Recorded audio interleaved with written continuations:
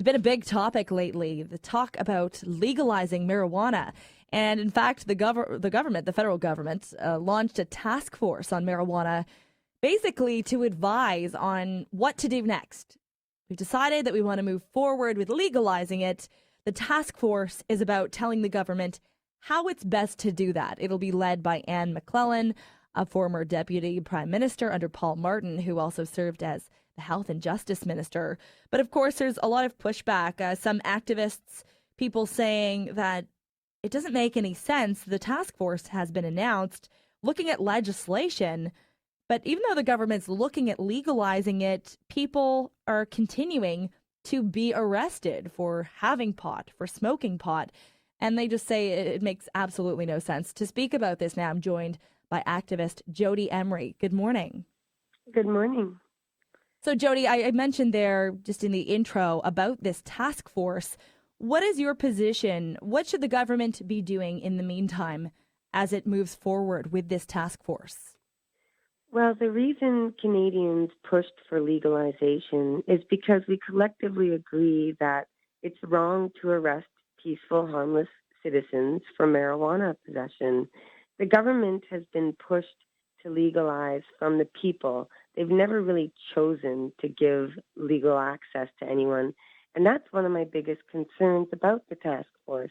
Anne McClellan, though qualified as a politician, actually campaigned and fought against medical marijuana access while she was in government.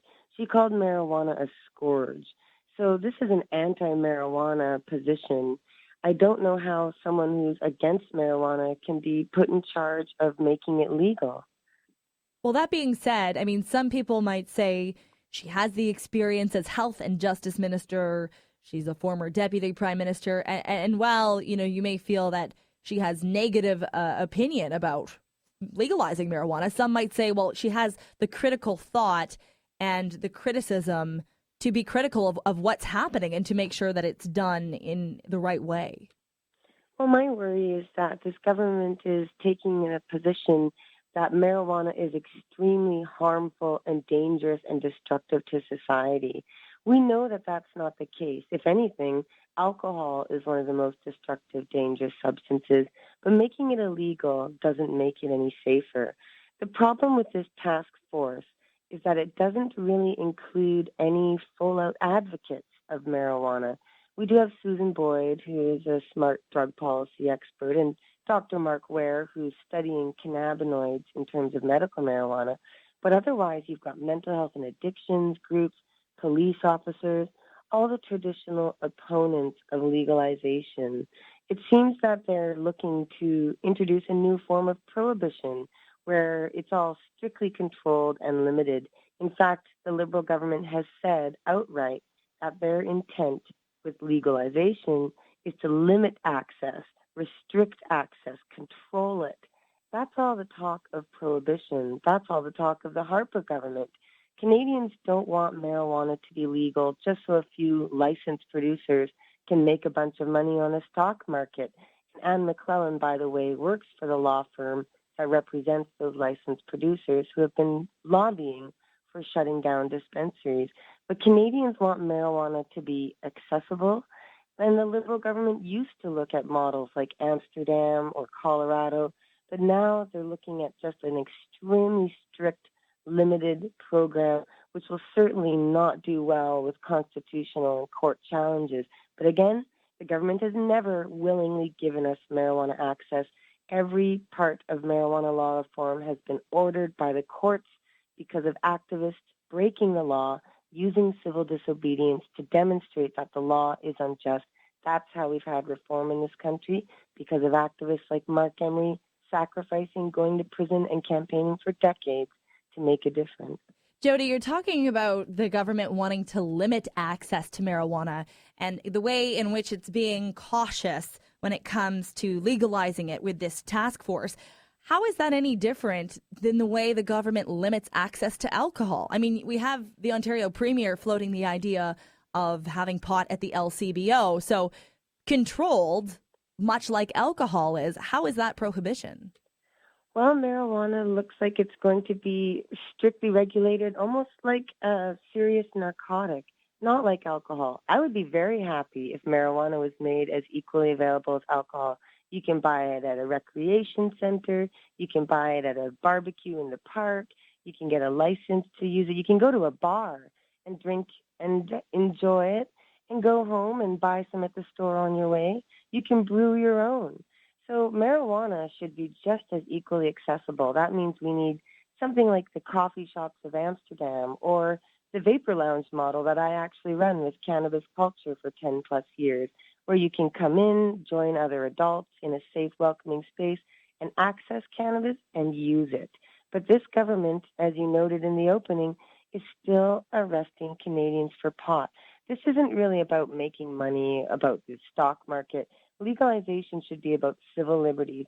How is it possible that millions of Canadians who are peaceful and harmless have become second-class citizens by getting a criminal record for pot?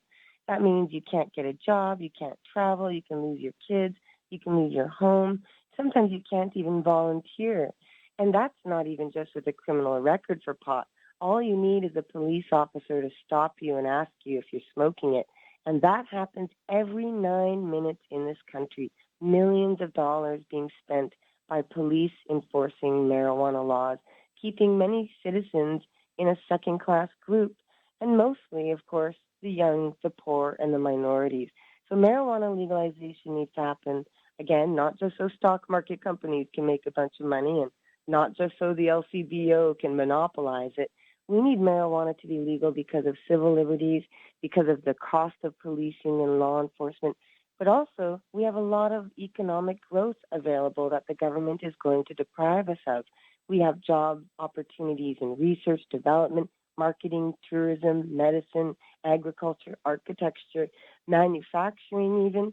There's so many opportunities with marijuana being legal, but unfortunately, that means you need the proper type of legalization. And this government is looking at severely restricting and limiting access, talking about the kids and gangs. It's all the same talking points we heard from the Harper government, not really the legalization that Canadians envisioned when the government was traveling to Colorado and checking out all the Right. pot shops there. Right. Jodie, thank you for joining us this morning. We appreciate it. Thank you for the time. That's Jodie Emery. She's an activist. She's with Cannabis Culture. As you heard there, she's saying if the government is launching a task force on how to legalize marijuana, her point is, why are they still allowing people to be arrested for pot possession? She thinks it makes absolutely no sense. Speaking of pot, just want to bring this up quickly. That controversial cannabis lounge, Buzz On, you remember everybody talking about that in Vanier, it has actually closed, according to the manager. It was a place that allowed people to smoke pot on site. It didn't actually sell or dispense the drug, but it encouraged customers who had licenses, who were legally allowed to smoke marijuana, to come in and smoke it there. A Facebook post, though, by the owner, Wayne Robillard, says that it's closing due to a number of factors. The owner said the most significant threat was the new Smoke-Free Ontario amendments, which he says are intent on shutting down lounges like his.